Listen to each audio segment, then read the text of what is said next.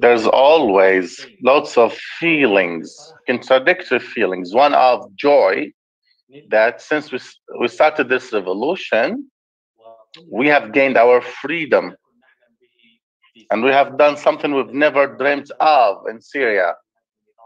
We went out to say no for the dictator and criminal regime controlling the power.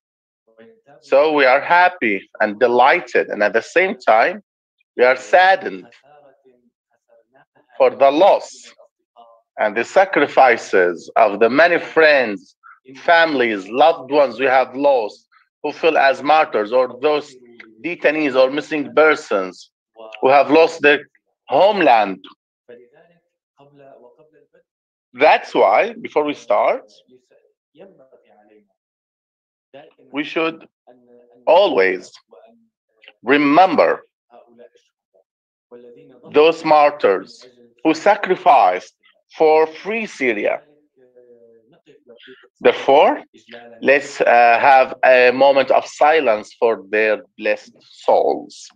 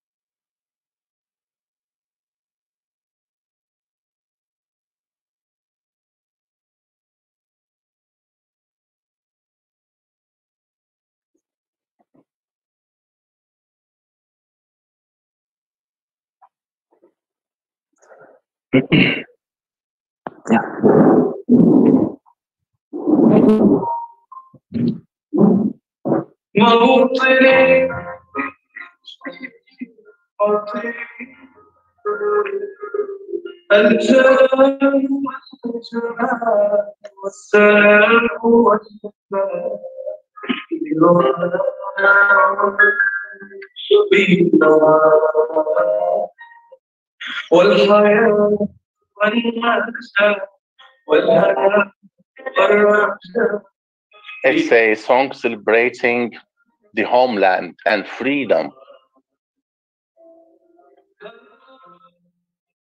Oh, my hometown, shall I ever see you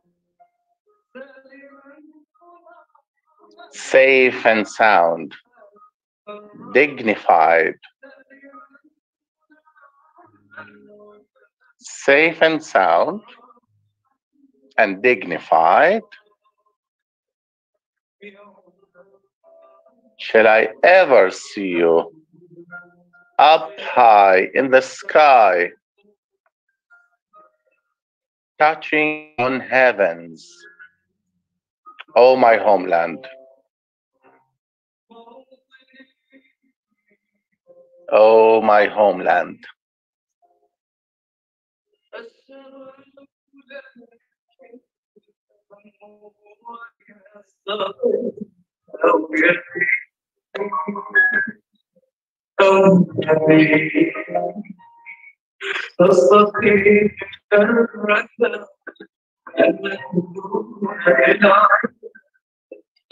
My story will ever be told. I shall never surrender for my enemies. Oh, my homeland.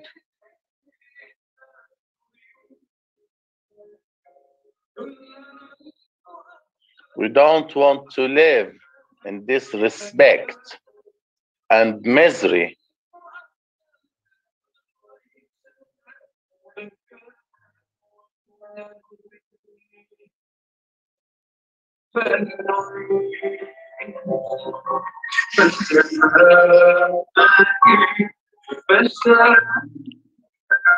Surely the dawn of freedom is soon.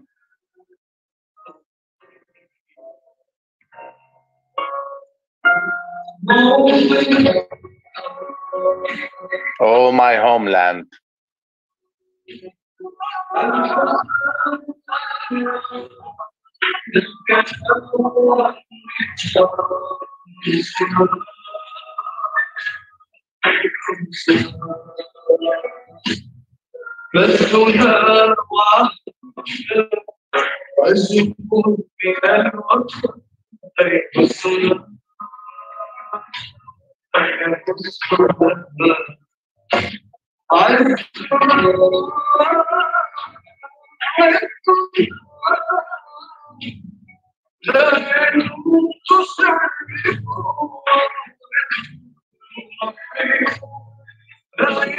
O homeland, your flag shall always fly high in the sky.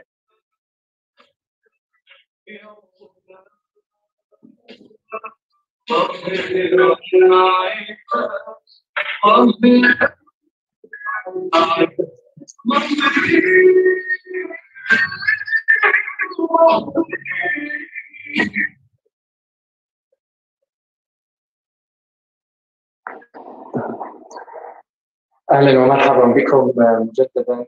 Welcome everybody one more time. Throughout this video, we try to review the demonstrations inside Syria and protests on the 10th anniversary. As you have all seen, the protests on this anniversary for the start of the Syrian Revolution were all over the Syrian geography and Syrian soil, and had a very strong impact. And indeed, these were very powerful protests. As a start, let me introduce the workshop or the activity we are doing. After 10 years for the age of the Syrian Revolution, how this revolution transformed since the beginning in 2011, 2012, from a peaceful phase to militarization to Islamization, in conjunction with some political elections and updates throughout the process of the Syrian status all over those 10 years. It's important to remember and to review those days, to know that where have we gone. That's why we would like to give some sort of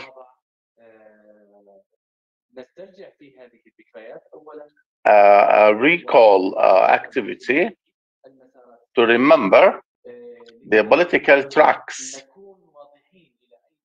so that we are clear what have we done on the political track and where are we going to the future of Syria. I'm honored after welcoming you, Mr. Hadi al-Bahra, the co-chair of the CC, and Dr. Murat Aslan, a lecturer at Hassan Qalwanji and a researcher, and Dr. Murat Sultan, also researcher and structurer at Ankara University, and also here to welcome Mr. Majid Barakat, member of the political committee of the coalition, member of the CC, and Mr. Tariq Al-Kurdi, a member of the SNA, a member of the CC, Constitutional Committee of the Opposition Delegation. We are going to speak on Mr. Hadi al-Bahra on the political tracks, then how the pressure on the regime economically, politically, and had a certain impact, and how we can achieve political change with Mr. Abdul Majid and Mr. Tariq Al-Kurdi on the CC. Then we move to Dr. Murad to speak on the Turkish foreign policy in Syria throughout those 10 years. We're also going to start with a word from Dr. Murat Aslan. Please go ahead. Okay, thank you.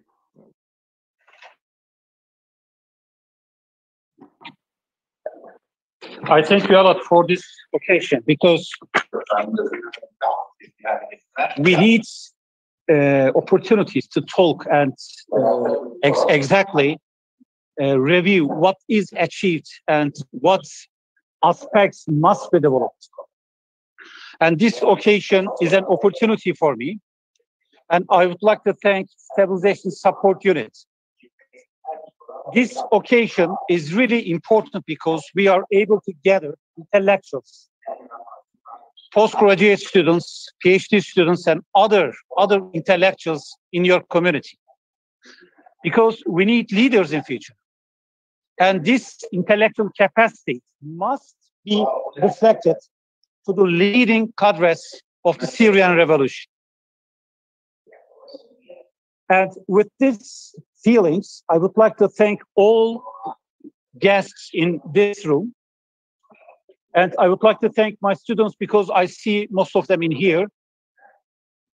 And I believe that this workshop will promote the idea.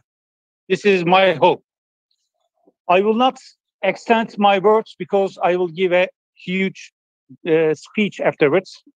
But I would like to present you Professor Murat Yeşiltaş for initial remarks, if you allow me.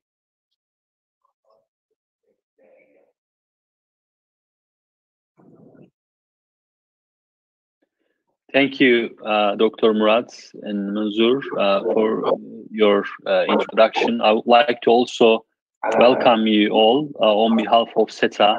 I would like to thank Stabilization Support Unit and Hasan Kalyoncu University for their contribution to make this workshop possible. So I would like to make a very brief introduction and remarks about the Syrian crisis. Syrian crisis has been affecting the entire region since it started. It emerged as a political crisis as part of Arab revolutions across the region in the Middle East and North Africa, in which democracy, freedom, and equality were at the center. However, it dramatically turned region-scale military conflict, which ultimately produced an international geopolitical competition among the external and intra-regional actors. There are, of course, many humanitarian, political, economical, and military consequences of the conflict. In terms of the humanitarian aspect, the conflict in Syria has caused one of the largest humanitarian crises since World War II, with extensive deaths, displacement, and destruction, along with multidimensional health effects. More than 5,100 people have died in this conflict, unfortunately. More than half of Syria's pre-conflict population remains displaced, including 6.2 million internally displaced persons and 6.7 million refugees, both the highest number for any country. Over 1.2 million housing units were damaged and more than 40,000 were destroyed. This extensive damage is largely due to heavy use of explosive weapons, particularly in urban settings, resulting in high contamination with explosive remnants of war. With regards to the political aspect, in reality, though, the conflict has no winners. Syria has been torn apart. The Assad regime controls more than 60% of the country, including its major cities, and has the support of Russia and Iran. But it has lost control over large swaths of territory in the north that contain most of the country's natural resources. The Syrian regime is pariah in the west, has few friends in the Middle East, and it's still battling a dangerous terrorist organization such as Islamic Daesh. As a result of the war, more than a third of Syrian infrastructure, unfortunately, has been destroyed or damaged. Both the regime and its Russian allies obliterated entire urban centers as a part of strategy to violently suppress opposition-held areas.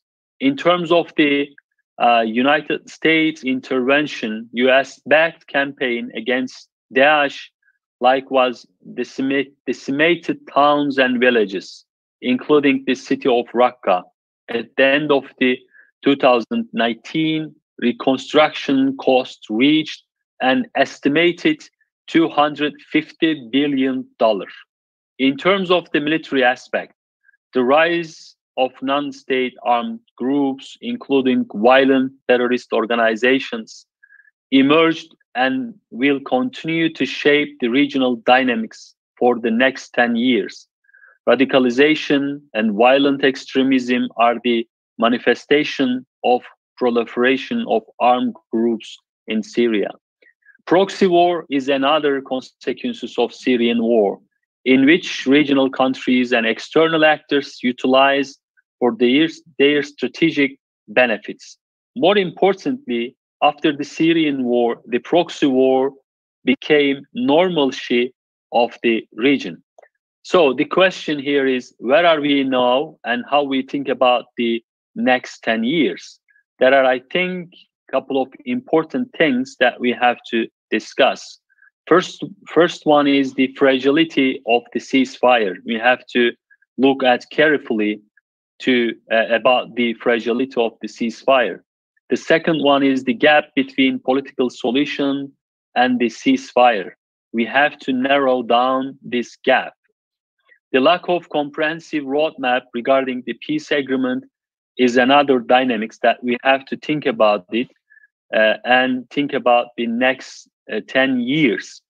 Military conflict is not over at this stage, which eventually feeds security dilemma between different ethnic and sectarian communities. The number 5 is that we need for the next 10 years is a permanent ceasefire and inclusive and comprehensive political process. I think these two important steps will contribute to create a comprehensive solution for the Syrian revolution. So I would like to thank you again for organizing this timely occasion, and I would like to thank you all participants, and I would like to say, thank you.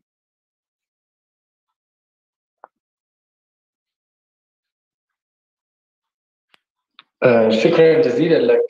I would like to thank you, Dr. Murat. Between being optimistic and pessimistic, you had given us this space to think about the next 10 years, about how to go forward with that. Yes, of course, it's very important to think about this. I will move the floor now to Mr. Hadi Al-Bahra. He's the common head of the Syrian Constitutional Committee, and he's one of the people who have been all around the negotiations and the Syrian Revolution since the beginning. Dr. Hadi, the floor is yours. I would like to thank you at the beginning. I would like to thank SITA for organizing this event. I would like to thank also the stabilization unit. First of all, I would like to thank as well the people attending.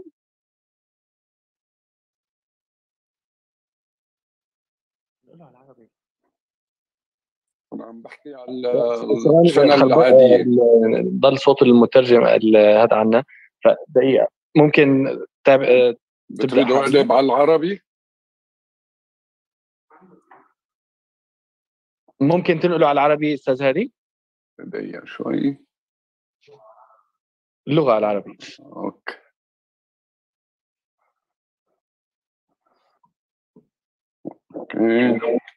هيك أفضل؟ تفضل. تمام.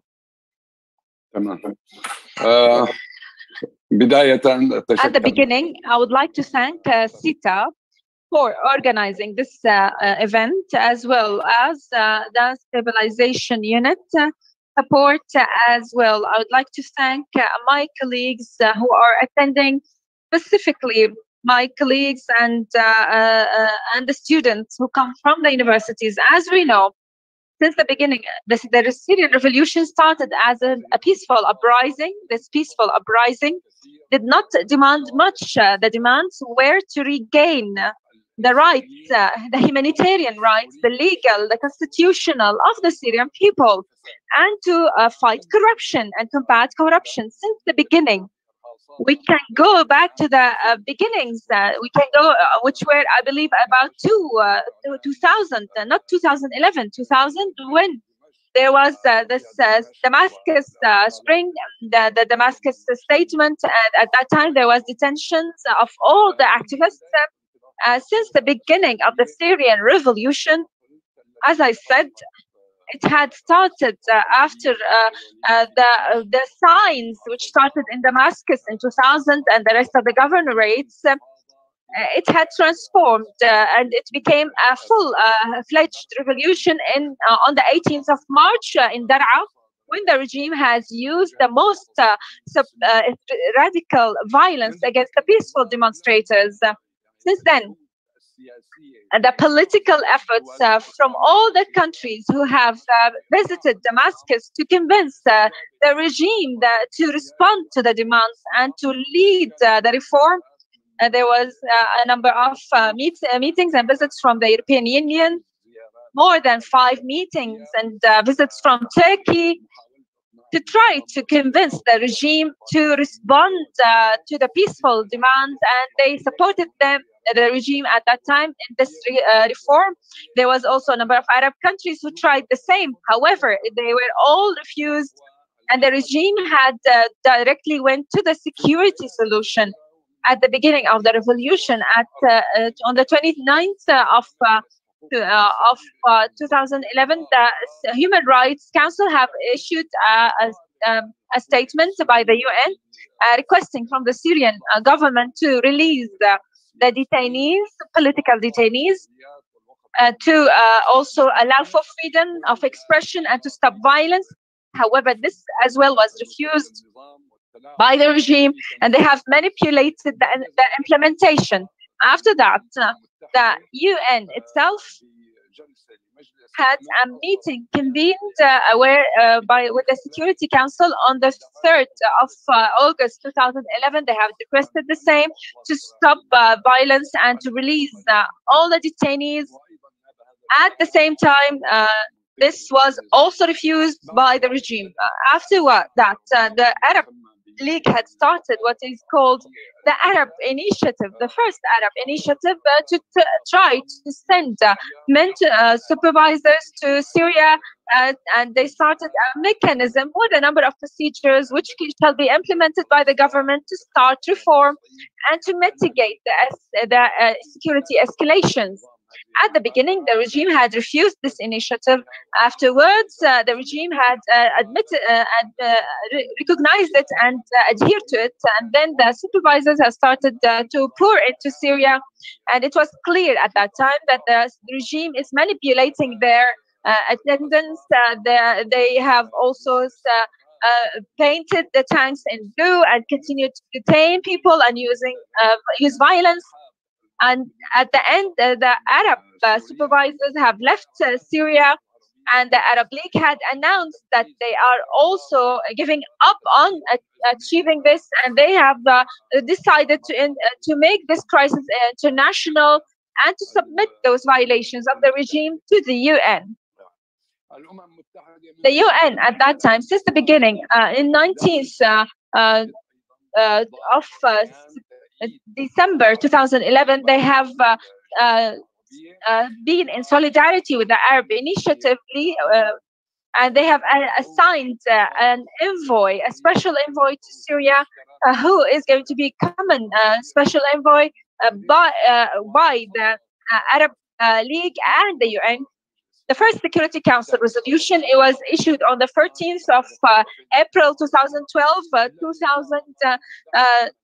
42, which had requested to support the work of the special envoy in applying the comprehensive political process led by Syria, and to commit to the ceasefire and release of the detainees, and to open for media freedom of expression and the social media, the internet, and to allow also for the foreign media to pour into Syria. The first special envoy was assigned, and who was also the previous UN Secretary Kofi Annan, who had started or launched his plan, which was six points plan. He tried to implement this, and he tried to send supervisors to Syria, and this was a common initiative as well with the Arab League. However, the regime again continued to violate those 6 points and to manipulate again the issue, trying to show that they were positively working with this while the reports had shown otherwise. This had led Mr. Kofi Annan to call for international conference in Geneva, and he requested all the stakeholders to come in addition to the rest of the influential states and those countries together without having any Syrian member in Geneva on the 3rd of June 2012. The statement or the declaration, Geneva communique, which is until today is the roadmap for all the requested procedures to bring back peace to Syria and to achieve the requests and demands of Syrians in freedom, democracy, and dignity. After this Geneva communique, Mr. Kofi Annan had attempted again to convince the Security Council to give him binding authority to implement this. However, unfortunately, when Mr. Kofi Annan went to the Security Council, the international differences had occurred. The session was very stormy, and there were accusations among states. At that time, Kofi Annan discovered as a common special envoy that he will not be able to implement his plan because there is no consensus amongst the countries. Here he resigned, and he indicated clearly that the main reason for his resignation is because he is convinced that it is not possible to implement this plan without having a consensus amongst the states and the full support of the states. After this, the United Nations have done consultations, and they have assigned another special envoy after Kofi Annan, who was Al-Akhdar Ibrahimi. Akhdar Ibrahimi had started with visits to the US, to Russia, to the rest of the countries in the area, and he started negotiations with the Arab League to try to push this political process forward. However, he had hit this wall of that no one wants to move this seriously until this day, when one of the crimes, the big crimes against Syrians have been committed against the innocent, against the civilians, which was the chemical attack on Al-Ghouta of Damascus, which had led to over 1,500 victims, children, women, civilians. This atrocity had created a new dynamics. For the first time, this threat of using the military punishment of the regime was for the first time serious, and there was an agreement between the Russians and America with the UN with the acceptance of the regime to give up on the chemical weapons completely. And this was put in front of the Security Council, and then 2,118 decisions have been issued.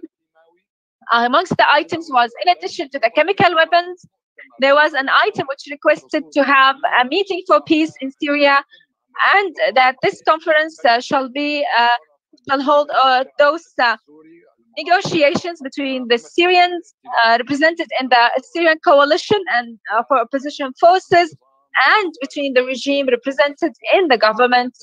And this negotiation shall start with looking at the mechanisms of creating the transitional governing body according to Geneva Communique. The efforts of the international community had succeeded. This was a big effort in bringing the regime into this conference, which had been of a high-level interest of the international community. Over 74 ministers of foreign affairs have attended the meeting, after of which this was convened in 2014. The opposition had insisted on implementing 2118 according to the steps which say that the TGB shall be first discussed, but the regime's delegation had refused fully to be positively engaged in this negotiations, and Special Envoy Al-Akhdar Ibrahimi's efforts were not responded to with positively. They wanted to talk about terrorism to start with, while for us, we wanted to implement 2118, and we insisted on TGB first.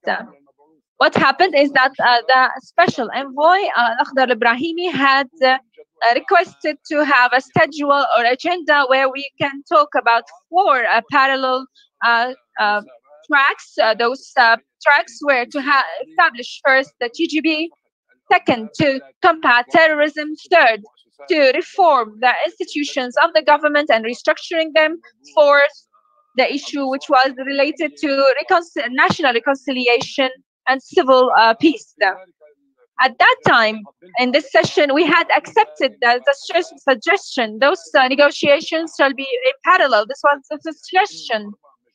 So either 4 working groups working on at the same time on the floor, or each one of the topics will be assigned one day. The regime had refused this suggestion completely, and this is why Al-Akhdar Ibrahimi had ended this negotiation in 2014 and said to the regime clearly that your delegation is not authorized to make decisions. You don't have the necessary authority which we need from the government in the delegation which is going to be sent to Geneva. That's why you need to go back to Damascus. When the government is fully convinced that and they have the real desire to achieve a peaceful solution for Syria, call me. And after that, after ending this negotiation session, he had consulted with a number of states, and Akhdar Ibrahimi was thought that he was equipped with the international community's resolution, which was clear about convening this conference, and it had an item in case of violations of any of the items by any of the sides. The issue will go back to the Security Council for procedures to be taken under Chapter 7 according to the UN, which means that this was a binding decision. However, as what happened with the first envoy, and because the decision did not talk about the mechanism of using those authorities, he was obliged to go back to the Security Council. When he would put the things in front of the Security Council, he hit another wall, which is the differences amongst countries and the lack of international consensus. And here again, he said that I will not be able to achieve anything and resigned. He announced in his resignation statement that he is resigning as a loud shouting way to say to warn the international community that the bloodshed in Syria is not going to keep to Syria, and it is going to leak to the international community, and it's going to be a threat. After the resignation of Al-Akhdar Ibrahimi, the UN had assigned Mr. Di Mistura as a special envoy. So now he is no more a common special envoy like the people before, or the 2 envoys before. And Mr. Di Mistura had started with a visit to the coalition, and he had put a plan. This plan was that he has a vision about a political solution or the framework to implement 2118 decision, and that his framework divides the transitional period into 18 months, the 3 stages. The first stage will have the establishment of TGB, which is going to be having some of the presidential authority, and where the president will have less authority for 6 months, after which most of the implementation or executive authority will be taken from the president and will be given to the TGB after other 6 months. all the executive powers will be withdrawn from the president, giving back to the TGB. And that he sees that to achieve this implementational framework, that there is a need to create 4 working groups. Each group will be working on one of the files I mentioned before, and will be continuing negotiations to achieve this. This vision he had is not approved yet by the Security Council, but this is what he seeks to achieve. At that time, the coalition had consultations with the Free Syrian Armies factions and convened a common meeting. And at that time, we refused this suggestion, and we did not want to divide the whole file into 4 tracks. And that the Security Council resolution had stipulated that the TGB shall be created first, and that we insist on this. So we gave our answer to Mr. de Mistura, and we refused this suggestion. At that time, Mr. de Mistura had showed that he was disappointed with our decision, and that our decision was wrong according to his vision, and he left the meeting with the coalition and the factions, and he went to have international communication, the result of which was to call for Vienna 1 in 2015. And then there were 2 statements issued, Vienna 1 and 2, where they assigned the task, a number of tasks to a number of countries, without, of course, having any Syrians or any Syrian. At that statement, there was an implementational plan to achieve 2118 and Geneva Communique. Within this plan, they get assigned the task of reunification of all the platforms of opposition in one platform, and this was given to Riyadh, to Saudi Arabia, to convene Riyadh 1. And to classify the factions, military factions, according to the factions which desire to be part of the political process, and the ones which don't believe in the political process. And this was given as a task to Jordan and France. At that time, Riyadh 1 was convened, and was a reformulation of the negotiation side of the opposition. So the question is no more just, and the factions are no more the only ones there. Then there were people who were added from inside Syria, in addition to other platforms which were included, like the Coordination Commission, some of the independent representatives, as well the 2 platforms of Moscow and Cairo, with 1 representative of each. They did not attend the meetings because they were not satisfied with the representation percentage in the Higher Negotiation Commission.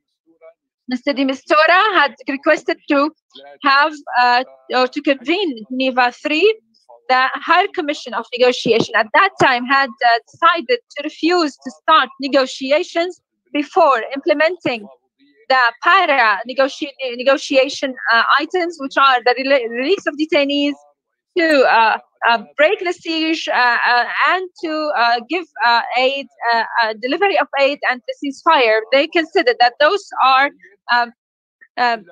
good tactic to start with, but they did not see, or what did not expect the international community's reactions. This was an attempt, because the opposition thought that if we are going to stop negotiations, the international community will pressure the regime to implement those items. However, what happened, unfortunately, was the opposite. The international community had put aside the political process. The negotiations had stopped, and the Syrian Revolution's request, the legal and humanitarian demands, have been absented. And there was more military action on the ground, and the areas have started to fall one by one through agreements of reconciliation. And Aleppo was besieged at that time, and a number of areas inside Syria, while there was a lack, an absented political process. The regime was comfortable. The regime at that time was saying, I'm ready for negotiations, but the other side is not ready. Unfortunately, this political process had stopped until the fall of Aleppo. After Aleppo's fall in 2016, and after the calmness which had started at that time, and after the Asitana track had been established, which was a military security side, Turkey was obliged to go through because the international community had put this political profile aside, and because there was an international consensus to stop and close the military file and to have a ceasefire or de-escalation of the military action to pave the way for the political process. But this attempt through Asitana, Russia had tried to impose their political agenda on Asitana, while Turkey did not support this. On the contrary, Turkey was keen upon having this file or this Asitana negotiations as supportive for Geneva, not the opposite. While there was a lack of this political process, and after the beginning of Asitana process, there were negotiations with the Higher Commission of Negotiations to reconvene in Geneva. Here, the Commission had come back with the insistence on talking first about the establishment of TGB, Transitional Governing Body. At the same time, the regime had refused this request, and there was no international consensus to push forward with this file. And the interest in this political file had decreased, and the international community had expressed their reaction to this, and this was done through a visit which the Higher Commission had done on the margin of the General Assembly of the UN in New York. There we had a number of meetings with the US at that time and other countries, and we were informed officially, as well as the factions, that the military issues shall be stopped and closed, and that the next war or battle is going to be political, and that the military support is going to stop next year, and they will not be able to send even one bullet to support the Free Syrian Army, and that even the logistics support, the food, and other items will also be stopped, and that this battle is a political battle, and you have the choice: either you go to the politics or not. If you want to go there, we'll support you legally and politically speaking, diplomatically speaking. If you decided not to, this is up to you. So at that time, the negotiation commission had a number of questions. Do you have guarantees if you go into this process that we will be able to reach results, and that the political transition will start, for example, within 6 months? The answer was, we don't have guarantees for you. This is your own battle. You need to go for it. This is a long battle, and it's a hard battle, but this is the only choice you have. After getting all those answers, it was obvious that Asitana's track was parallel to this new international decision to stop the support for the Free Syrian Army, to give them all the resources necessary to continue the struggle, militarily speaking. Meaning that now this is another pressuring item on the factions, because they don't have any choice other than going into the escalation track and reconciliations.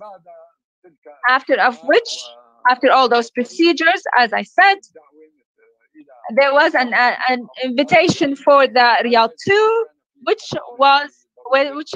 there was requests to have all the opposition under one umbrella, which is going to express the Syrians' demands. At that time, the differences about the rates and percentages of the representatives of each of the platforms issue was settled, and the Syrian Negotiation Commission was convened or established. We started with a tour to Vienna, because we could not have a meeting at Geneva at that time. And there was an invitation to attend Sochi. There was an invitation for Sochi.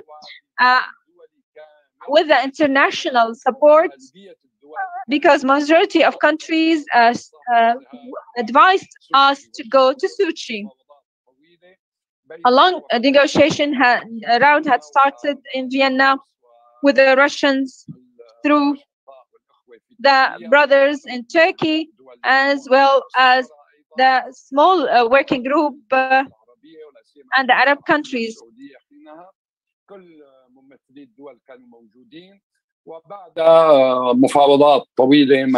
after long negotiations with the Russians, we got no sufficient guarantees.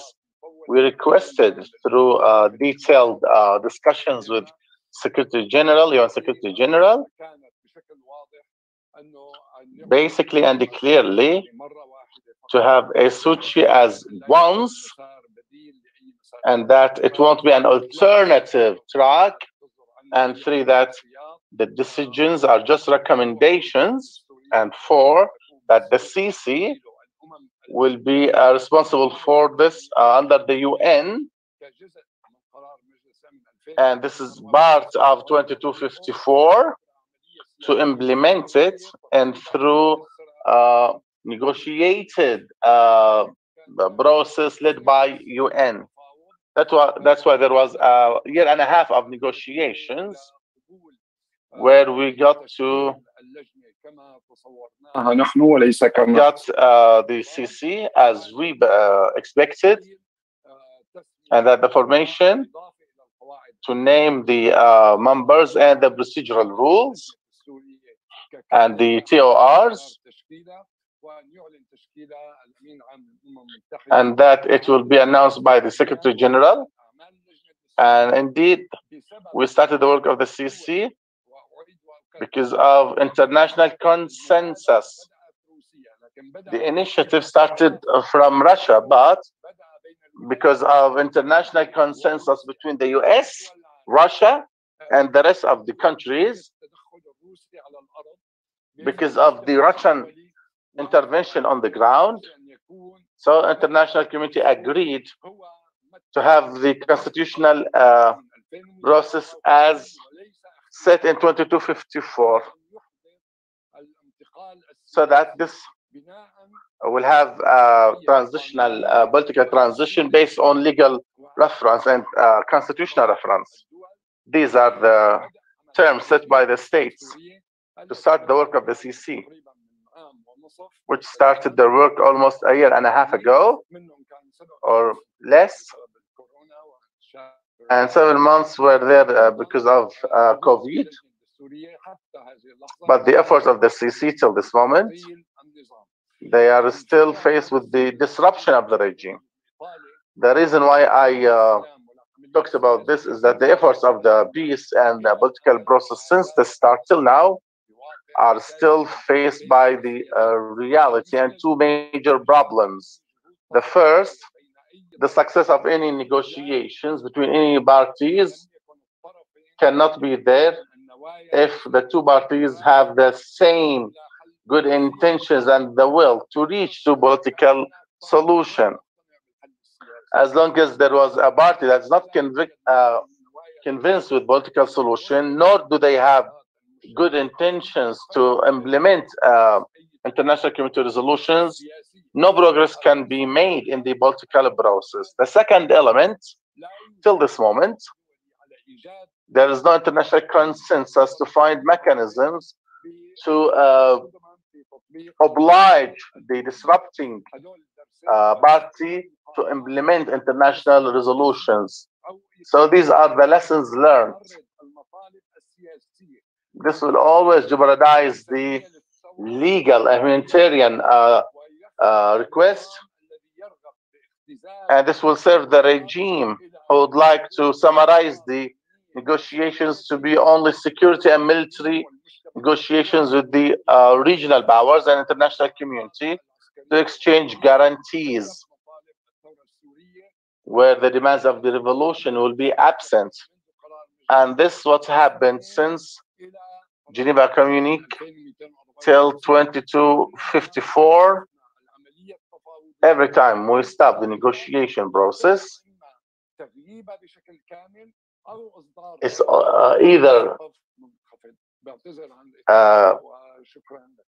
frozen or it's disrupted by the regime. Thank you, Mr. Hadi. Indeed, you have summarized the process over 10 years where we knew what was possible and what was not, and the political, let's say, ceiling, the limitations around us. I'm sure many have questions, and we'll do this later on. Now we have some international friends, the friends of the Syrian people. And before that, would like to send them a message on the 10th anniversary of the revolution. The people would like to topple the regime.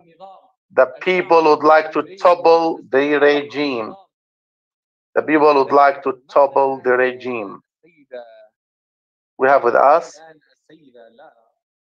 Lara, and she is a gender consultant for the EU. And now we are on the outskirts of Brussels conference, which is very important.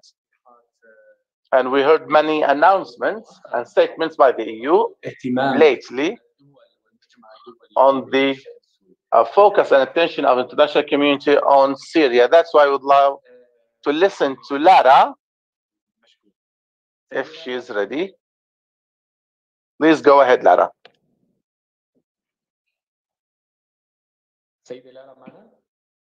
Lara? Yes, good afternoon, everyone. Can you hear me? Can you hear me? Okay. Yes, Lara, yes, we can. Tamam. Well, first of all, I would like to thank you, Monzer, and the Stabilization Unit and SETA for the invitation to this important event. It is a great pleasure for me to be with you, even if unfortunately only in a virtual way. It's nice to be with the students, and it's also nice to see many familiar faces. With some, we have known each other for many years, so I feel I'm very much among friends. I want to begin, first of all, by extending our most sincere condolences to the families of the medical staff and the civilians that died yesterday in the attack against the Sams Magara Hospital in Atareb. This is a truly cowardly and deliberate attack, especially because the hospital, we know the hospital coordinates were shared. We condemn this attack, and we are, like you, very, very much concerned about possible escalation, which could cause further destruction and more civilian deaths. There must be accountabilities for these crimes, and we will seek for that. And I want to echo the SETA colleague Murat that we need a permanent ceasefire in Syria. These incidents clearly show that a permanent ceasefire is essential in Syria. This attack is another example of the brutality of the Syrian regime. There is no doubt about this. A regime that continues to believe that they can crush the opposition with a military solution, that they can destroy the country, and then they can turn to the West, to the EU, to ask for reconstruction money and for normalization. I want to reassure you very firmly that this is a very mistaken calculation. From the EU perspective, we made it very clear with Russia, with Iran, and with Damascus, that there can be no end to the sanctions, no normalization, no reconstruction until the political process is well underway. And I also want to reassure you that the upcoming presidential elections, I know this is an issue that for Syrians matter a lot, that these presidential elections, whatever the outcome it will be, and we know what outcome they will not lead to normalizations. These elections are not substitute to negotiations, and they will not be treated as legitimate. As the EU, the only elections that will be considered legitimate are those which will be run under the UN supervision in line with the UN Security Council Resolution 2254. We have also made it clear to Russia and to Iran that the military solution that they are pursuing will not bring peace to Syria. This is why we insist on the need to find a political solution, a solution which addresses the root causes of this conflict, a solution which is just, that will allow people to return to their homes, and a solution that can be negotiated, that can only be negotiated by the UN and in line with 2254. Now, we heard from Adi, and it's good to see him and the other colleagues here today, what is the state of play of the political process. From our perspective, clearly, we see that the political process is stuck, and we also know quite clearly why it's stuck. The regime is clearly unwilling to engage and is simply wasting time. Now, seeing Adi and the many representatives of the Constitutional Committee that are with us today, I want to commend their work in Geneva, because despite all the pressure and the personal attacks, the SNC delegation and the civil society have remained very constructive throughout this process. And this is commendable because we know how difficult it is, and it has been. And of course, it is important to continue this level of engagement, because giving up will only serve the regime objective. And Adi made it very clear since the beginning, the regime strategy is always that of buying time and not engage. So it is important that the SNC and the civil society remain engaged in this process. Now, the Constitutional Committee is, we said it, it's our position very clearly, it's a very important gate opener for the political process, but it's also not the end of the process. A new constitution will not address all the root causes, and even the best constitution will not be enough. The biggest challenge, of course, is that of this is why, as EU, we continue to push for the UN to activate all the other aspects of UN Security Council Resolution 2254. And one of the most important aspects is the detainee file. Now, detainees and missing persons in Syria is a really true tragedy. And when we see the numbers, 100,000 people that have gone missing, over 90,000 people believed to be held in detention and disappeared. We have 1,500 children in detention. This is really, really painful, because we know that behind every single person there is a family that is bearing an unbearable suffering. Now, it is a priority for the EU. The detainees and missing persons is a priority for the EU, and we continue to demand a large-scale detainees release and the reveal of the fate of the missing. This is crucial for Syrian people because it's crucial for building peace in Syria, and there is no political rationale not to reveal the fate of those in detention or the missing. And this is what we keep demanding also in our contacts with Russia. We are also working a lot and extensively to push for the accountability of all the crimes that have been committed. And detainees and missing persons and accountability will be very high at the Brussels conference, which we will organize next week. Just for your information, there is a dedicated panel on the 29th that will focus on this issue.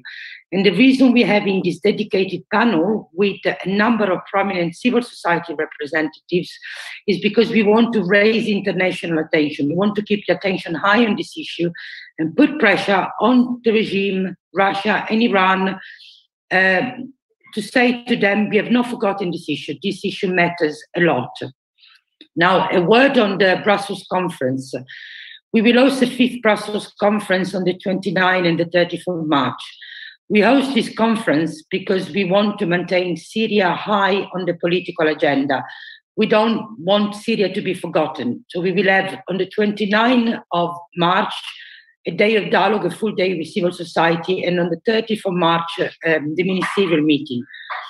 The Brussels conference will be an opportunity to renew the political commitment of the European Union to Syria, will be an effort to push for a political process in support of the UN in line with 2254, and of course will be the opportunity to raise funds for the billions of people who are still in need in Syria and in neighboring countries. So the Brussels conference is a clear example that for the EU, Syria is a priority and we have not given up on Syria. The conference, like I mentioned, will give a wide space to civil society with an all-day dialogue on the 29, because supporting civil society, including the youth, and we have many students with us today, remain a key priority. Another key priority for the EU is supporting women participation in the political process. And there is a need of more efforts to be done by all Syrian organizations and the political structures of the opposition to include more women and to give them the space they demand and they deserve. Finally, I want to conclude on the humanitarian situation in Syria, and in particular on an issue which is very concerning for people living in northwest Syria, which is the renewal of the cross-border resolution, which we know will expire on the 10th of July. And this is a resolution on which the life of a million of Syrians depends on. Now, the discussion in New York have not started yet. But I mean, from Geneva, where we are, Russia is making no mystery that they would like the resolution not to be renewed because they want all the assistance to be channeled through Damascus. As the EU, as we are the biggest humanitarian donors, we are obviously very aware of the risk associated with the interruptions of cross-border aid delivery from Turkey. And our priority remains to prevent any interruption. This is an issue that is regularly discussed in Geneva, and our line is that all aid delivery needs to be maintained. This means cross-line, but especially cross-border. And we have been insisting also on the reopening of all the 4 original border crossings, including the one from Iraq and the one from Jordan, especially at the light of COVID-19 and the need to pursue all the vaccination campaigns inside Syria. At this stage, to be honest, it's early to predict in which way the discussions will go, but we remain in close contact, of course, with both Ireland and Norway. We are the penholders of the new resolution, and I want to reassure you at this stage that this is a top priority for us, and we will do all we can to ensure that the resolution is renewed. I would like to again thank the opportunity to thank you for inviting me. I look forward to listen to you and to your discussions and to answer any questions if you might have them. Thank you.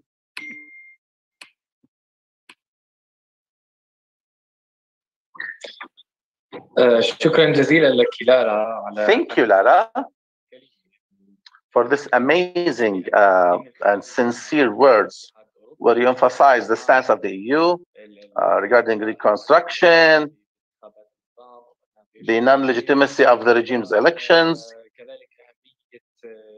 and also the importance of pressure for the extension of the cross-border operation resolution and Brussels conference. So thank you very much. In a while, we're going to listen so many questions. And also, I am delighted to listen to the stance of the US after 10 years of the revolution by exerting more pressure on the regime. Let's listen to Alex from START on Syria team from State Department. Thank you. Thank you, Munzer. And thank you to the Station Unit team for organizing this important event. And thank you to first to the students for joining, and to the representatives from the Constitutional Committee and other distinguished guests. The 10th anniversary of the Syrian Revolution is an important event to mark, and it's particularly important to observe it with youth who played such an important role in beginning the protests and the reasonable and just demands for Syrians for basic human rights, democracy, and freedoms that so many of us value in other parts of the world. And we continue to, and from the U.S. side, to stand with you in your pursuit of those values. And I want to make a couple of comments on the U.S. policy towards Syria. Of course, there's been a change in the U.S. administration since Joe Biden and Kamala Harris assumed office about 2 months ago. But the core elements of the U.S. Syria policy continue. We will continue to promote a political settlement to end the conflict in Syria in close consultations with our European allies, with our ally Turkey, with other partners and countries in the region, as well as the United Nations. We continue to work with local partners to ensure that the lasting defeat of ISIS. This is an effort that we're carrying out with more than 80 countries as part of a global coalition. We're also continuing to work with allies and partners to push back against the destabilizing Iranian activities in Syria. And those three objectives continue. Those are very similar to our objectives for the past 2 years or more under the Trump administration. When we talk about a political settlement, we mean we want to see irrevocable progress towards that political solution that addresses the basic factors that drive violence and instability in Syria. So to that end, we support the UN-facilitated Syrian-led process laid out within the parameters of Security Council Resolution 2254, and we strongly support Gary Peterson and Secretary General Guterres' calls for a nationwide ceasefire. Additionally, we strongly support the work of Hadi al-Bahra and the other colleagues from the Constitutional Committee, and we see that, frankly, each round in Geneva, the delegation from the SNC and the group of civil society activists third have come prepared and serious to sit down and negotiate constitutional issues, but unfortunately, it's the regime side that continues to delay and obstruct serious discussion. But as you all know, 2254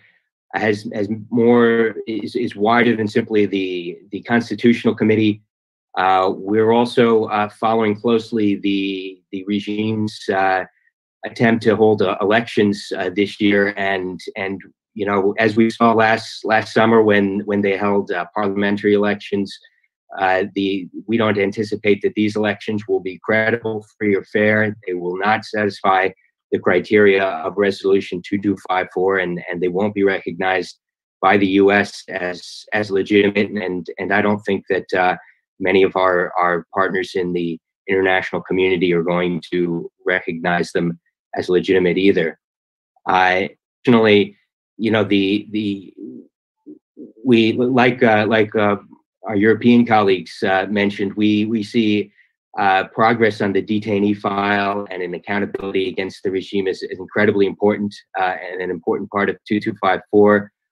For that reason, the United States continues to use sanctions, whether from executive actions or from the Caesar bill, to pressure the regime to improve its human rights record. And to work with Syrians to provide information on the missing and detained, and we won't let up that pressure until progress on the detainee file. Additionally, we don't have any intention of certainly normalizing our relations with the Syrian regime or supporting reconstruction assistance. However, we do think it's very important for the international community to continue to address the humanitarian needs of Syrians inside Syria and refugees in the region. To that end, we intend to work closely with our partners and allies in the coming months to ensure that the border crossing remains open, that we're able to extend the resolution 2533 to ensure that Syrians are able to continue to take advantage of the last UN-approved border crossing. I think maybe I'll leave my remarks here, but look forward to hearing more from the other participants and the students. Thank you very much.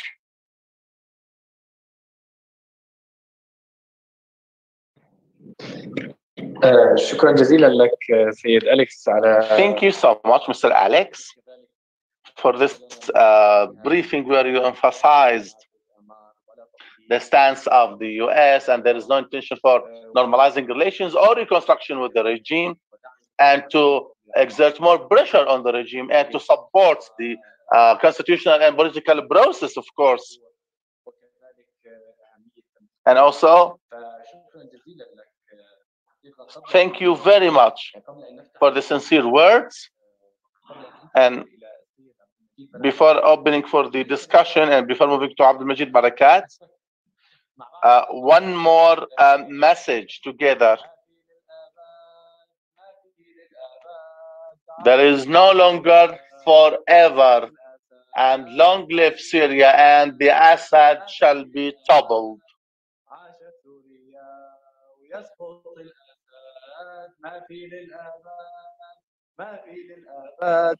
عاشت سوريا ويسقط الأسد. قبل أن أتيح لكم المجال كما ذكرنا give space for discussion, but let's listen to Mr. Abdulmajid Barakat. As I said, he's a member of the political committee of Itilaf coalition and also inside the committee for Caesar Act inside the coalition. The sanctions were very important to pressure the regime. Mr. Abdulmajid, go ahead. Thank you, Mr. Munder. Dear guests, I am so delighted to be here.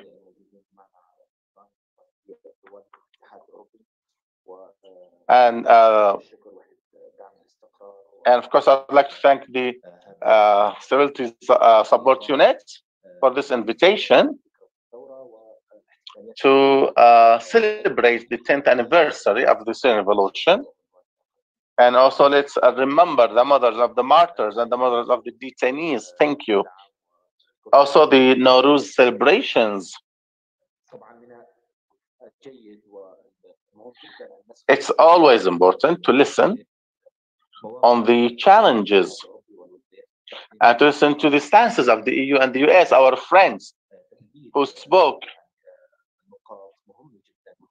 on very important points regarding keeping pressure on the regime when it comes to economic sanctions, and also for finding legal pressure inside the EU and legal alliance, like in Canada. This is very important, and it's good to listen to the affirmations of the friends at the EU and the US regarding the political process and their stance regarding this. And it's also saddened to speak on political process. And another round of the CC and those international efforts. And yesterday, Russia bombards vital facilities like hospitals, heavily populated areas where civilians were deliberately targeted and killed. Medical staffs were deliberately targeted and killed. So maybe it's not enough to have this kind of pressure, and we need more international pressure as Syrians sought. So when we speak on international pressure, especially economic sanctions,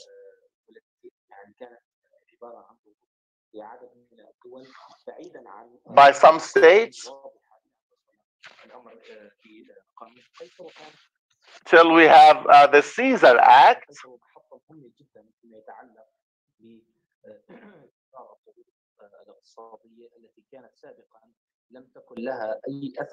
which did not have any effect politically speaking. It had an Caesar Act. It did have a political, did not have a political effect at the beginning. It's economic sanctions against the regime, especially that when we know that Caesar Act, amongst its items, it is trying to be a way of affecting any civilians in the areas of the regime. And this Caesar Act had exemptions in regard to medical items, humanitarian items, and food items, etc. And looking at this, the sanctions, the economic sanctions, are very much mature, and they had reached the level of achieving the implementation of Caesar's Act. Of course, there are other sanctions done by the EU as a coalition and opposition. We want those to be supported, and we give support on 3 levels. First, advocacy and lobbying in regard to stressing that those sanctions are not the reason behind the deterioration of the economy and the livelihood situation and infrastructure, but the main reason is the regime, their policies, which are adhering to the security and military solution. As well, we are lobbying and advocating through the media. We are trying to work as much as possible on clarifying this Caesar Act is not sanctions against the people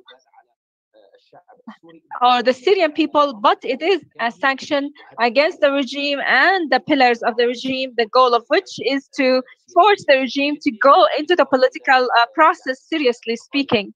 In addition to the humanitarian issues in regard to the release of detainees and also breaking the besiegement of the areas, and to push the regime to give up on the military solution. So through those sanctions, especially Caesar's Act, the dimensions are clear about the political pressure. And the second part we are working on in regard to lobbying and advocacy is to monitor what is happening.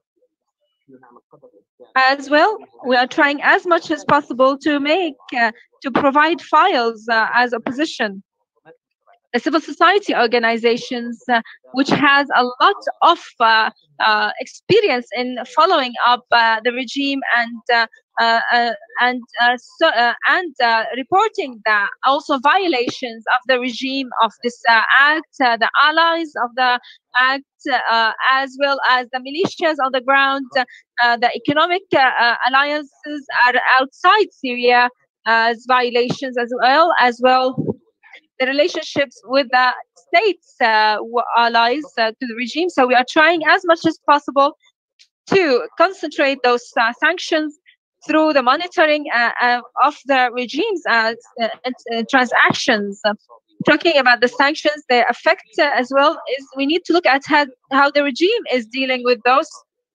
Maybe our colleagues in the European Union and America know that the regime, since the beginning, since of the revolution, had prepared themselves for this, because they know that they are coming their ways. They have created a parallel economy.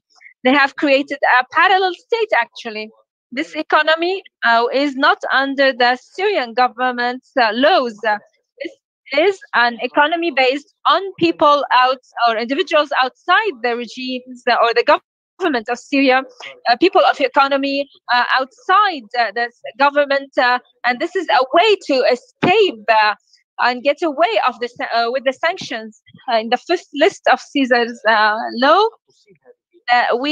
this list is trying to affect those people working outside the government's institutions, which are making for this parallel economy.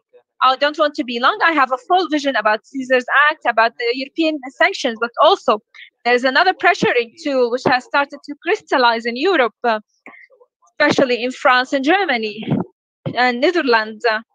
And maybe lately, I think this is the criminal file. Now, a lot of organizations have started to document the violations of human rights since the 2011, and this is one other episode of achieving justice. In this way, those organizations have created files to be presented to the courts, and this is another way to pressure the regime. I believe that those countries which have started to accept the cases against the regime are helping with a step forward. And we are also trying to coordinate and cooperate in regard to documentation of and following up on this file, because it is something which the Syrians believe that is to be the most confidential file, more than others, because justice shall be served, and actually it needs a long time to be achieved. However, what is important is to continue to follow up this file. In Syrian organizations, we are trying to support with the data, with the documents as much as possible.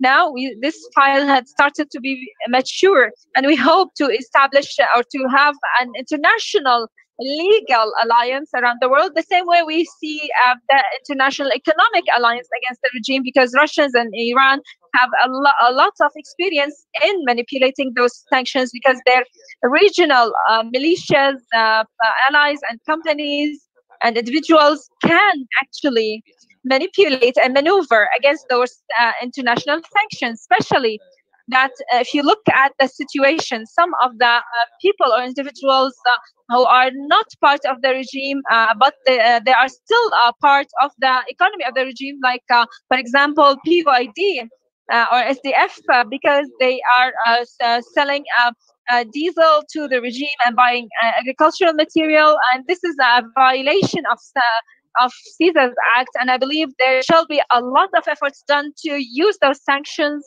and to invest, to control those sanctions and to invest in them on the political and legal tracks.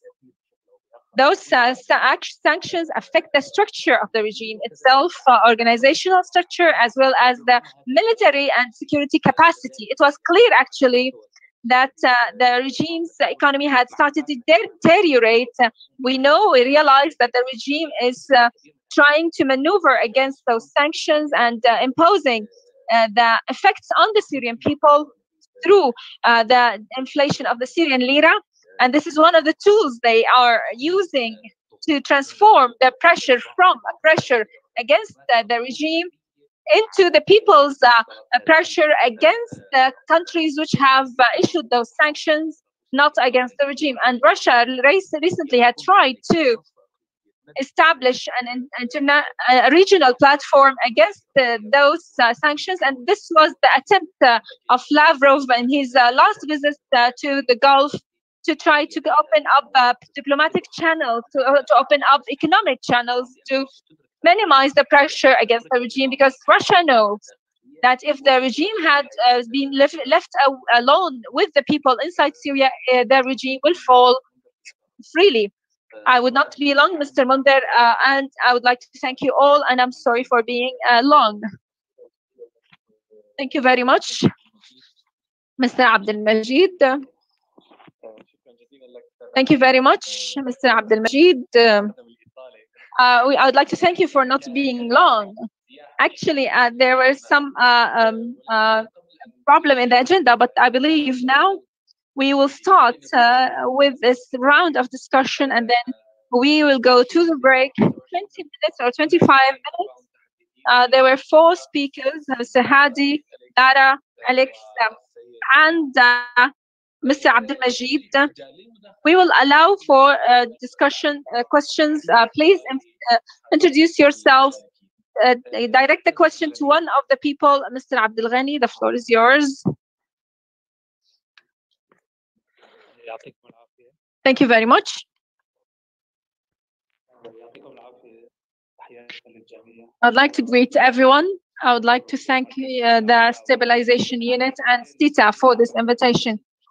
For Mr. Hadi al-Bahrat, I have 2 questions. You have given us a narration of the steps of what had happened on the political arena. We want you to talk about the future. Are we going to have a new round of negotiations or constitutional commission? Every time we were promised that we will have we will be starting to work on the constitution, but the regime obstructs. and then the round finishes without any outcomes or without establishing any committees for formulating the constitution. Do you believe that this next round is going to be serious? Do you have guarantees from the allies in this regard? Second question is to our Mr. Abdelmajid Barakat. I thank you for this CISAS Act discussion. We are all monitoring it. We see that this is to pressure the regime. The question is on 3 points. The first, CISAS Act, who are the people targeted? Usually, the following up of those people. Can you tell us about the people this act targets? Second, what about Qasad? We know that Qasad or SDF is supported by the US, and it is in an area which is full of diesel or gas, and nonetheless they are cooperating with the regime. So what is the role here of the US? Because US is the one implementing CISAS Act. How are they going to tackle this? The third, do you have coordination in regard to applying the CISAS Act with other countries? Do you have countries which are facilitating and coordinating to provide lists or information about those people included in the law? Thank you very much. It is noticed that, apologies, I cannot hear well.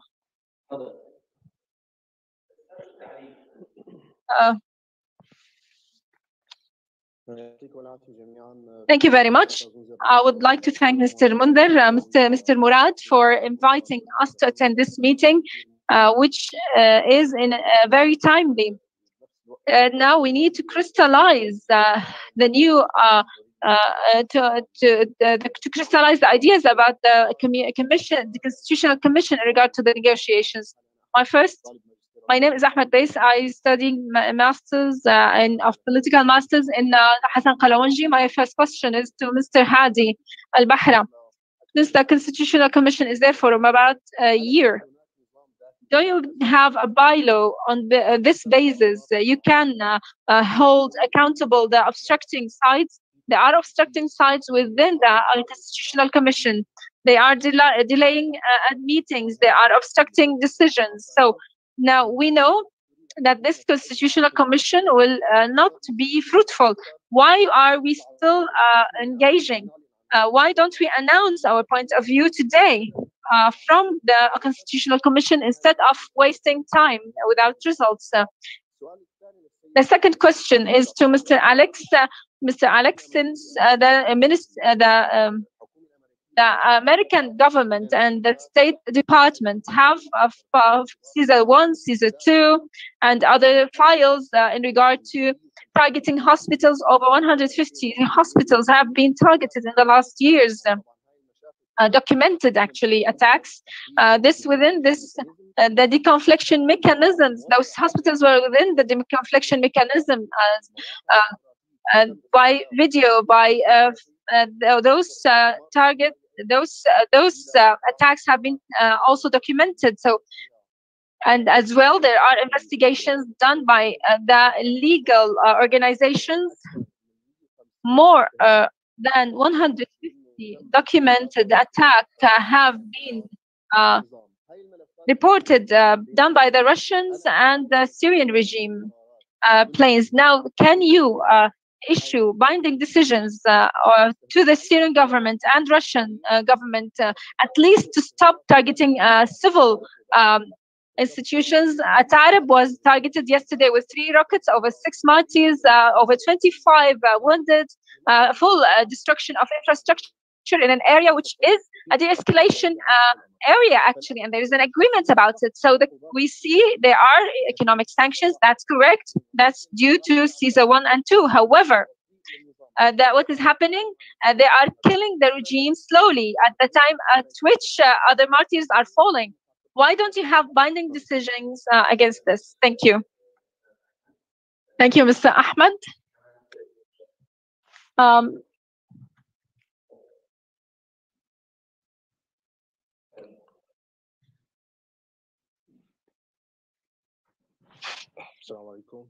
Peace be upon you.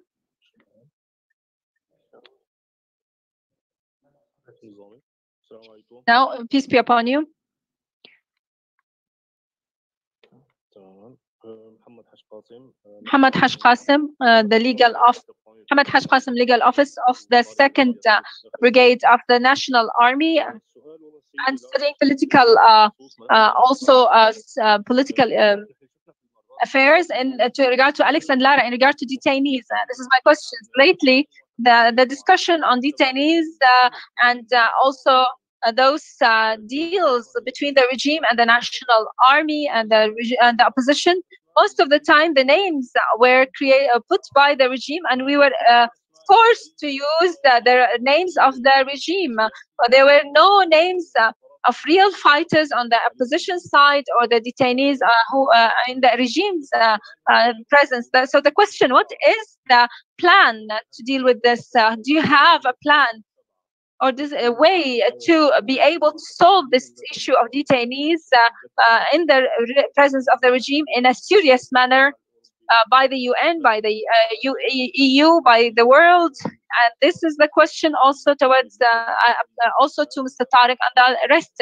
This file, we are talking about detainees file a lot. However, we don't see a plan or a discussion seriously implemented in this direction. Thank you, Mr. Muhammad. We go back to the answers, but we have about 15 minutes only. So we would request the people who have been asked those questions to be short in answering. So we'll start with Mr. Hadi Al-Bahra. Thank you very much. Mr. Hadi, thank you very much for you all for those questions. You are right about those questions.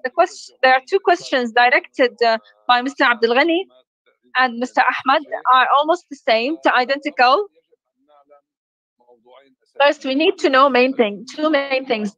First, the opposition and the opposition forces have started the political process since 2014. We did not start today with the Constitutional Commission.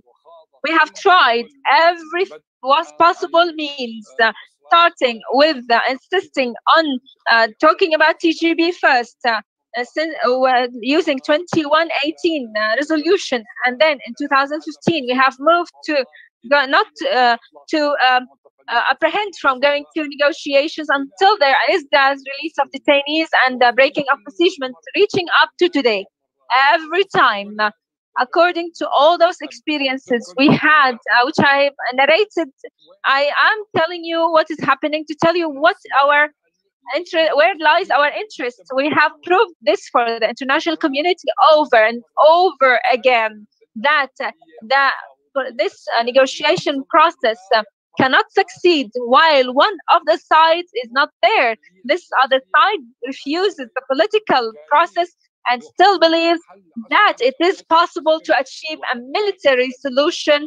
It is an illusion today, because the military existence inside Syria today does not allow for any international side, Syrian or regional, to have a decisive results. So the political process today is, or the resolution 2254 is still alive because the Constitutional Commission is alive, and because it's their efforts of keeping this effort alive, having a consensus about this 2254. We believe that this is the way to activate the rest of the items of 2254 through the Constitutional Commission. But to be honest, until this moment, there is no international consensus to push towards applying mechanisms which are binding to apply 2254 in negotiations.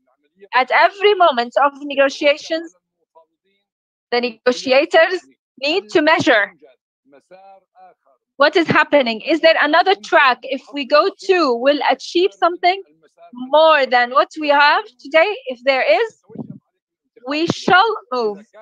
If it does not exist, so far you continue your track according to this strategy you have and plan you have, and you try to create another track. So if the regime did not give anything to the Constitutional Commission, what we need to do is we need to move from the Constitutional Commission to the Security Council to establish Biden mechanisms of applying 2254 and not to move to repeating the same episode of talking about the rest of the baskets before.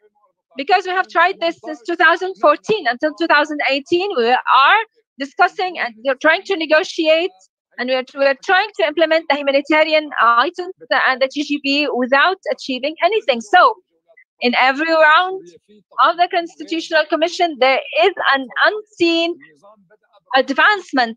At the beginning, the regime refused ultimately everything. The regime was pressured by the international community to come in. But the regime started to talk about the constitution at all. Then we had all attracted the regime to talk about the topics or the themes of the constitution.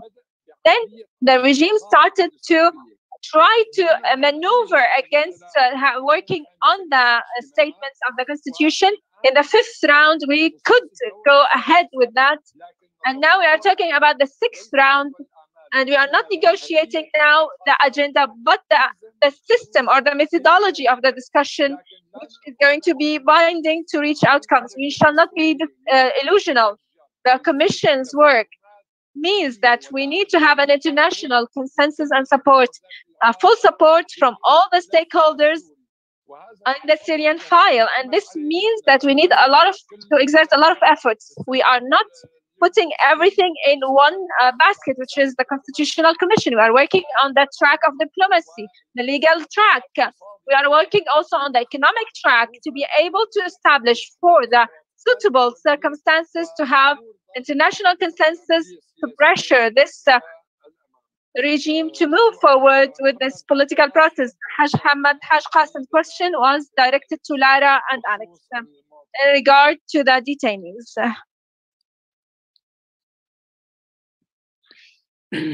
I'm coming back on the question of detainees. Can you hear me properly? It was asked whether there is a plan. There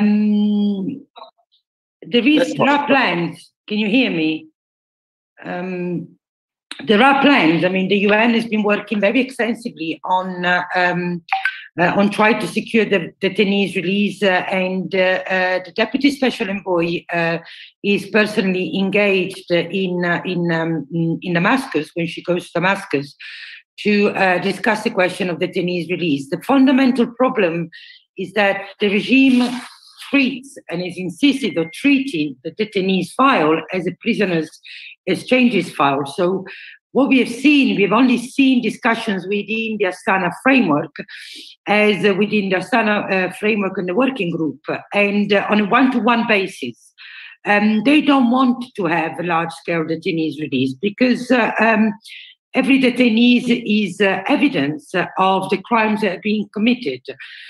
This is very, very unfortunate. What we can do as international communities, what we are doing, at least as you are doing, is put pressure, put pressure, put pressure, put pressure.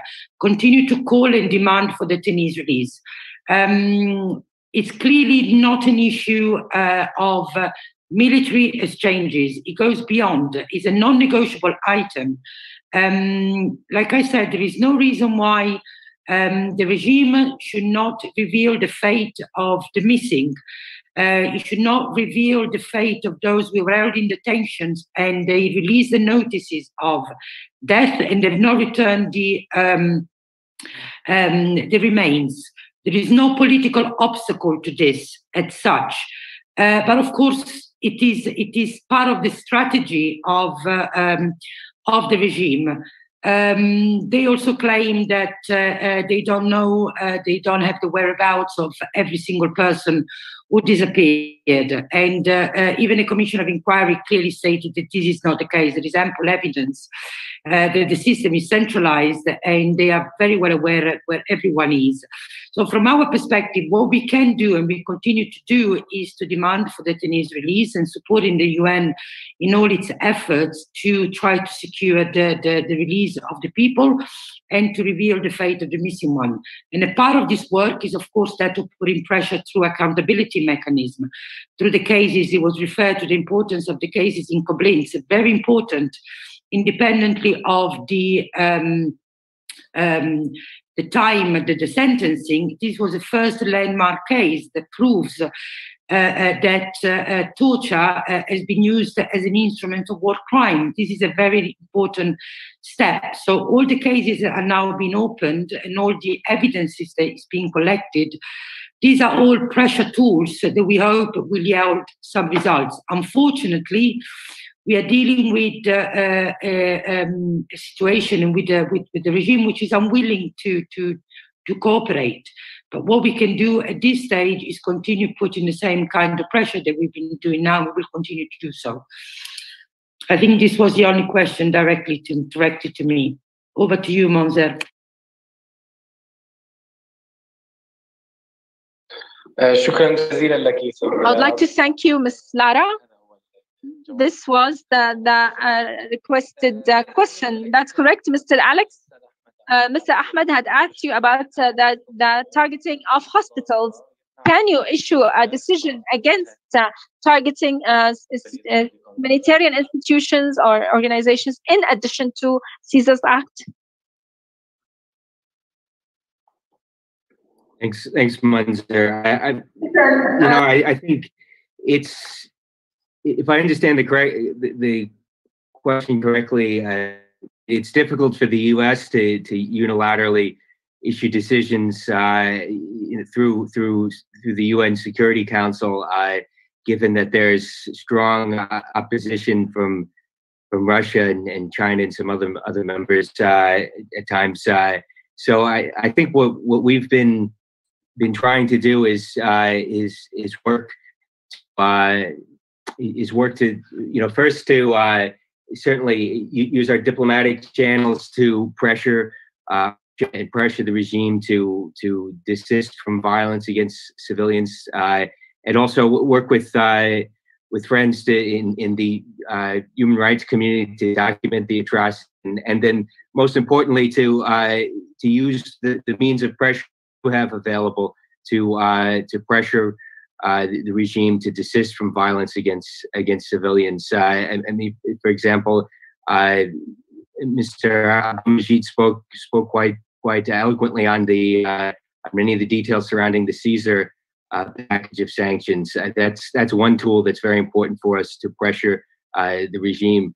We're using those sanctions and those authorities to undercut to not, certainly not hurt civilians, but undermine the economic basis of the regime and its supporters and the corrupt cronies around the regime that are enabling them to fund the war machine, to fund continued attacks against civilians. So by sanctioning those individuals and those companies that are supporting the regime, we're able to bring increased pressure upon them and hopefully hasten the end of violence against civilians. But let me be clear: we call for we condemn those attacks civilians, whether in Atarab just recently or the 150 other attacks that were the questioner mentioned. I mean, it's important that we work with our partners to achieve a lasting ceasefire around the entire country. Thank you. Thank you very much, Mr. Alex, for this answer, which was detailed. We move now to Mr. Abdel Majid. In short. Okay, yes, I'll try very briefly. Regarding the question raised, there's something on those targeted by the Caesar Act. They are the head of the security branches, prime minister, and everyone on the regime side who have perpetrated, even the militaries and the ones in the security, any individual who has perpetrated those war crimes and abuses against human rights,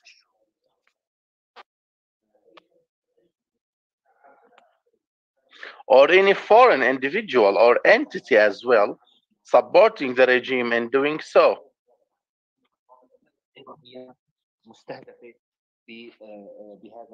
So they are all targeted by the sanctions. Very briefly, so any entity working with the regime on the economic side targeted, be it on the state of states, entities, or individuals, and also economic activities. So this undermines the regime's movement on all economic levels, except for the three exemptions on medications and humanitarian. Your question is very important regarding SDF. In all their statements deny dealing with the regime, and that those violations are done by non-official entities. In one of the meetings with the US administration, we spoke on such violations, and we gave names of companies on the level of oil, like Al-Qatarji company, which was on the Caesar sanctions. So those companies were on the list of the sanctions. So the US administration is dealing well with such violations. But this doesn't mean that there are some violations on the field or some crossings. But for the ones who were leading those evasions from sanctions, they were sanctioned. So as you know, Caesar Act, as Munder said, it's set by the US, and the President of America has got a very broad mandate for the sanctions. Of course, there are certain conditions to lift the sanctions, but again, this is implemented by the US, and of course, there are regional allies for the US in the region who can contribute to enhance this act by implementation, in addition to many countries who took similar steps, who tried to normalize ties with the regime. Before the Caesar Act, some countries, some Arab states, tried to normalize the relations with the regime, but the Caesar Act stopped this in one way or another. So I repeat that this act has more than just economic dimensions, like political ones, and like the firewall that the Caesar Act has got in front of the regime. So this is the foundation stone, the Caesar Act. Eventually,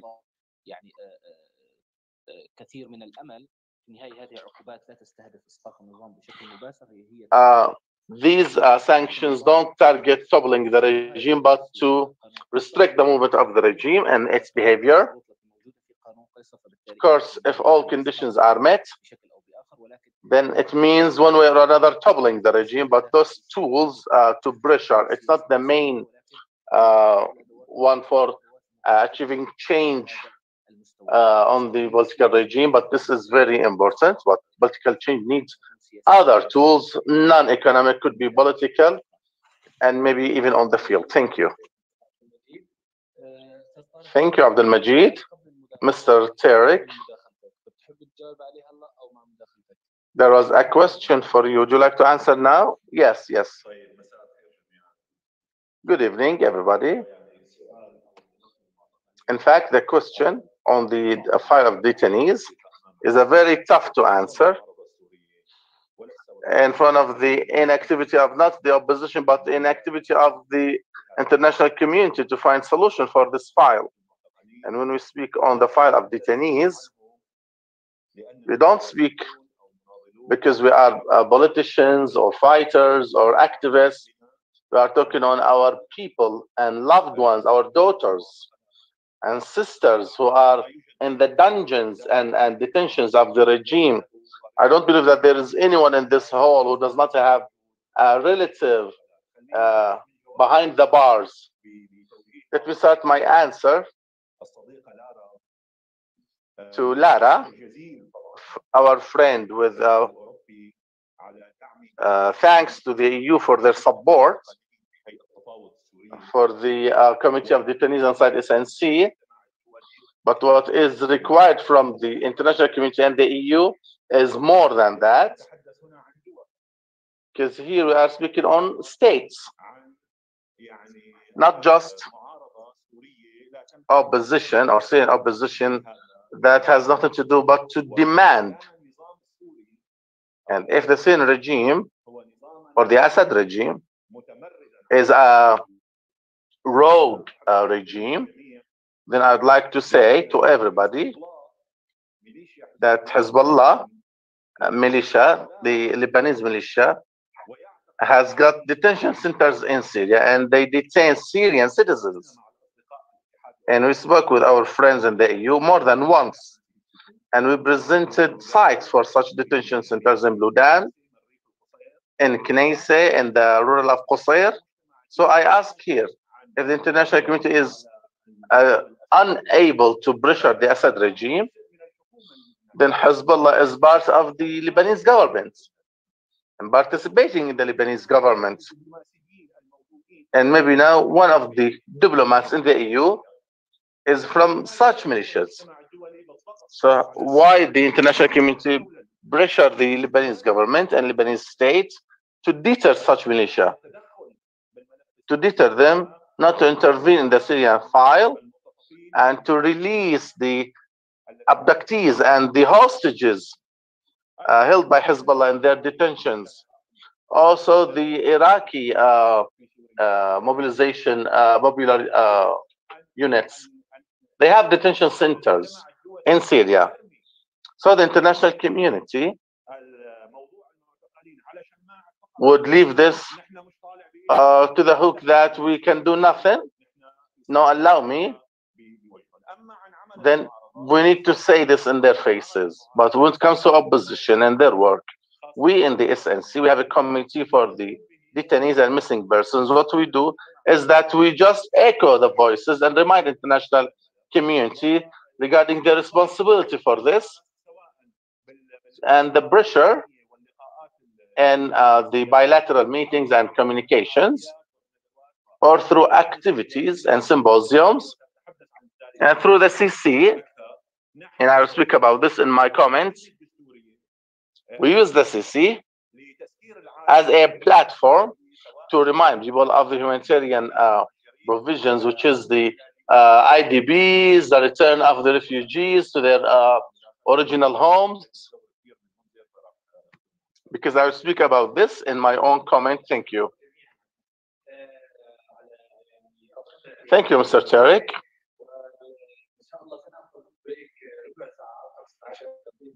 So we'll have a 15-minute break, then we will return to you.